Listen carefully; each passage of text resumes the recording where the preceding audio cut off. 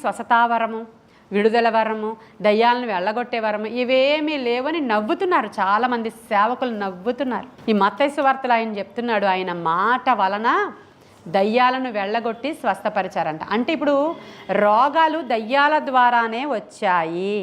ఏం చేశాడు? ఫస్ట్ స్వస్థపరచడానికి ముందు దయ్యాన్ని వెళ్ళగొట్టాడు. దయ్యములను వెళ్ళగొట్టి అప్పుడు స్వస్థత జరిగింది అక్కడ.